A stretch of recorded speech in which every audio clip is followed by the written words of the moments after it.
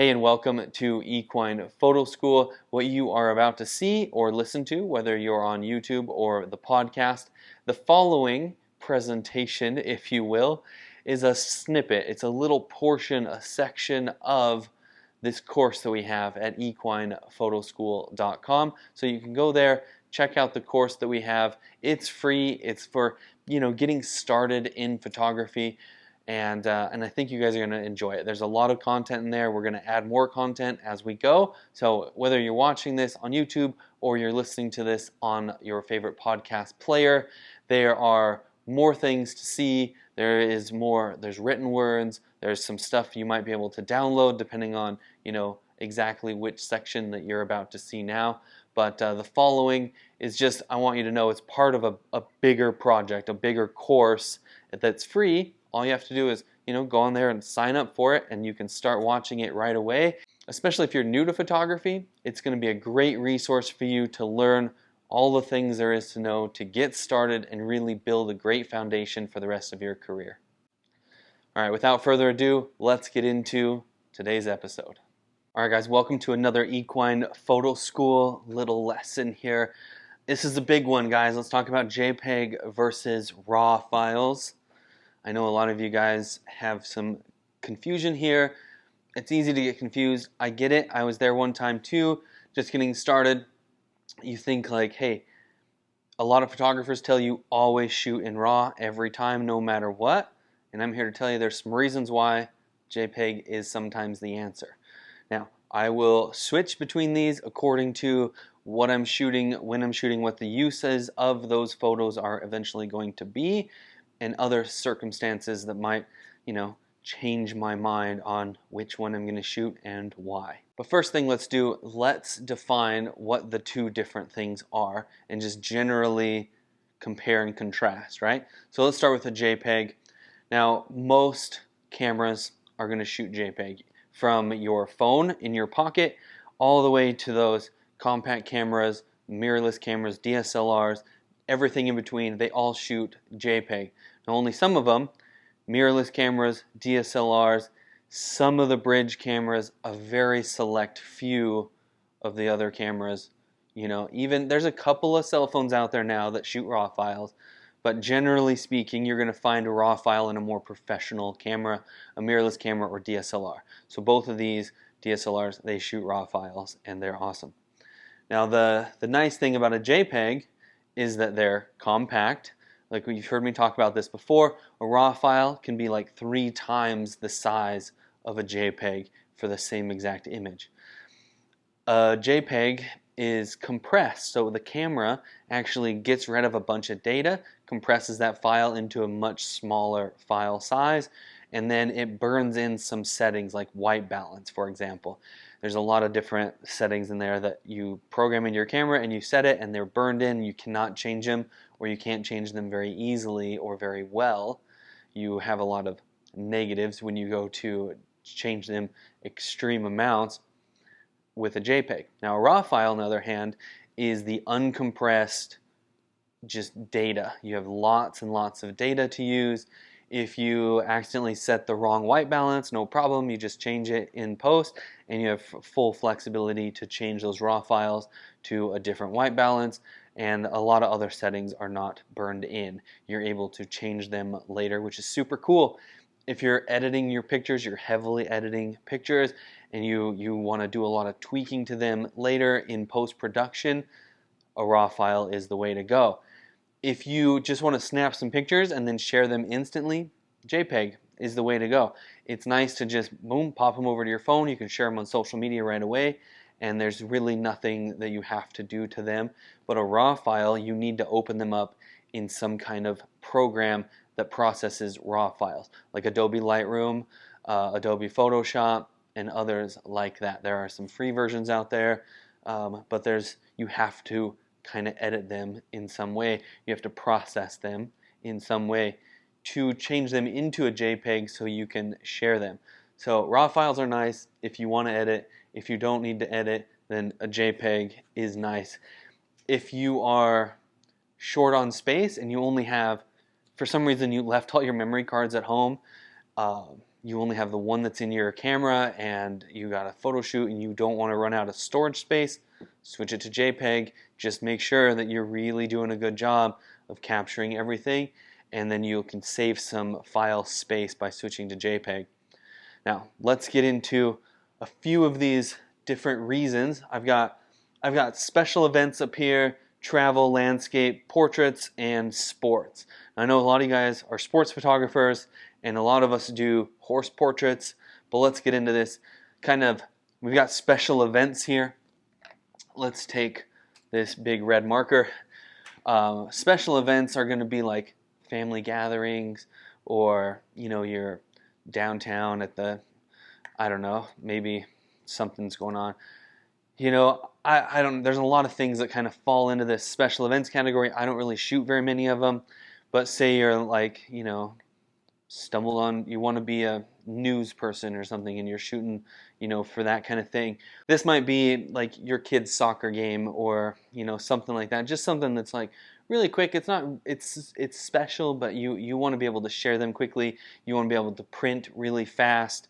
That kind of thing. These special events, I would definitely recommend you do a JPEG here and not shoot these in RAW. That's just one of those things that they're not so important that you want to spend a lot of time editing these pictures. They're basically just good to go right away, and so you just want to shoot them in JPEG, put them on your computer or send them to your phone, and then be able to share them very quickly.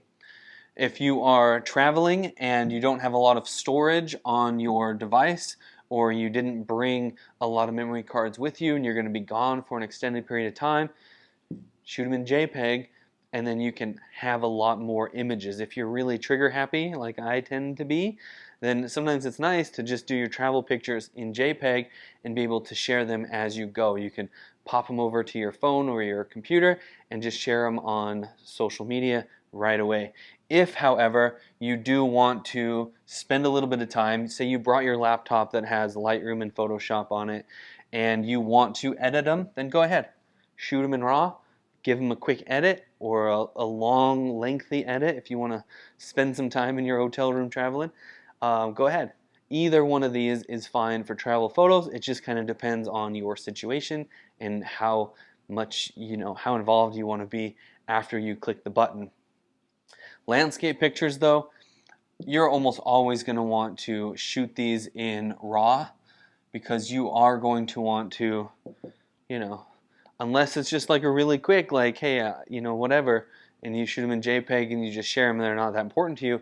But I would imagine that if you are going out to spend some time to actually go capture a landscape and you are wanting to make it look really, really good, then shoot it in RAW, edit that thing, do a nice job, spend the extra time, and make it worth your trip out there.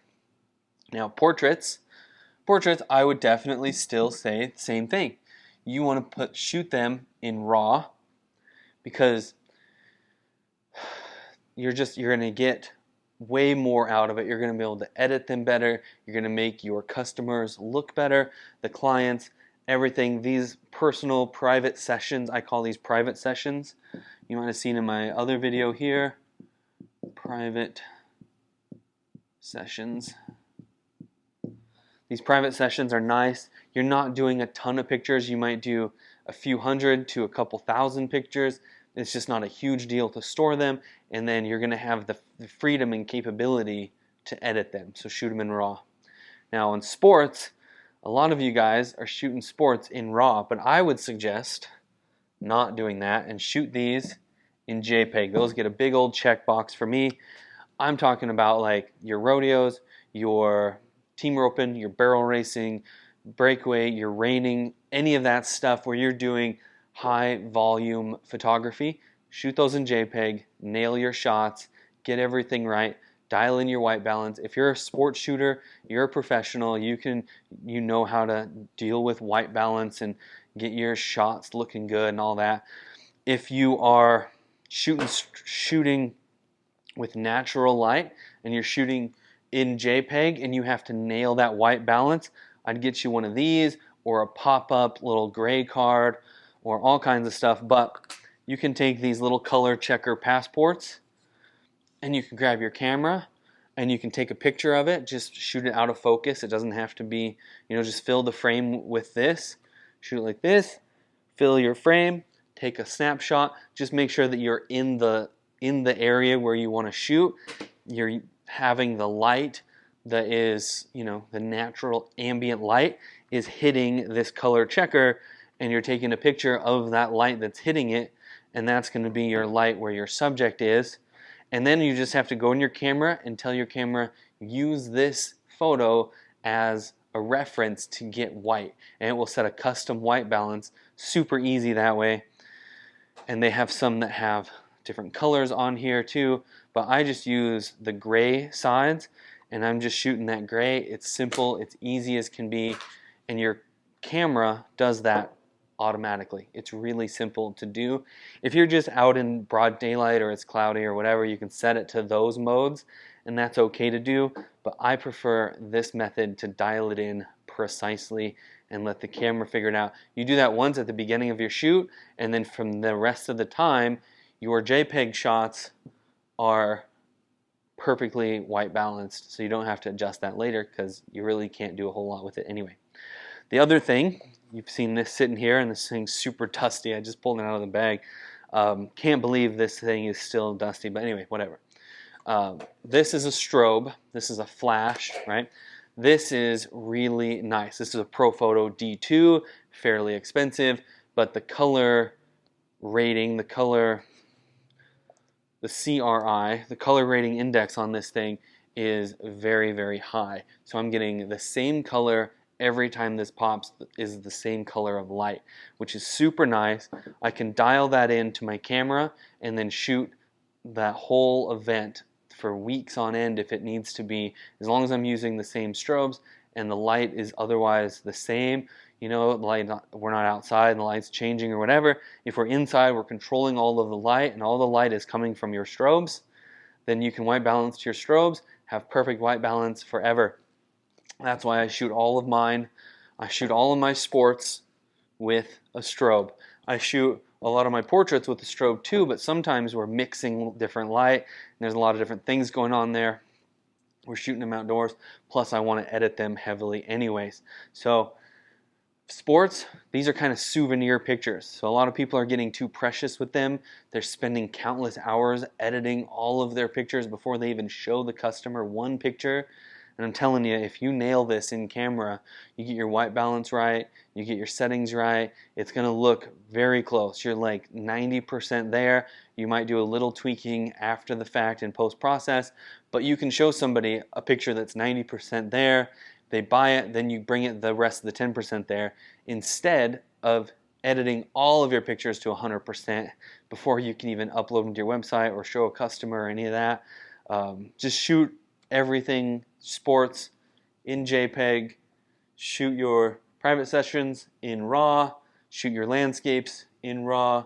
Travel, it's up to you. Special events, I would treat special events and sports the same. Shoot them in JPEG, faster in the booth.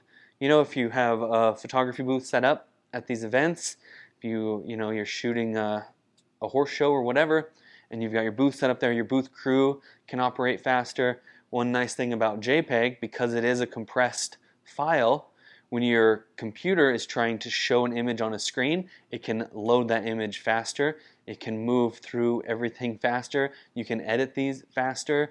There's not a lot of editing you can do, but if you have a RAW file, it's slower to edit. It takes more computer processing power, the whole thing. So if you are shooting on JPEGs, you can get away with a lesser computer. You can still move quickly. They're just so nice. If you're doing high volume work, shoot it in JPEG. Just make sure everything is nailed down and it looks really good right out of the camera, and you're good to go with a JPEG shot.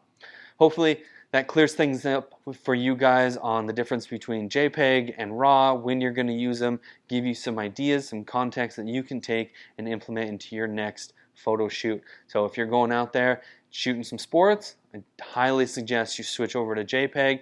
If you're going to shoot some private sessions, shoot RAW. But most importantly, follow us on YouTube. Check us out on your favorite podcast player. and then go to equinephotoschool.com, and that's where it's all at. That's the hub of the wheel. We've got blog posts there. We've got everything that you want. And if you have any questions, let me know. Reach out, comment below, whatever you got to do. I'm here to help you.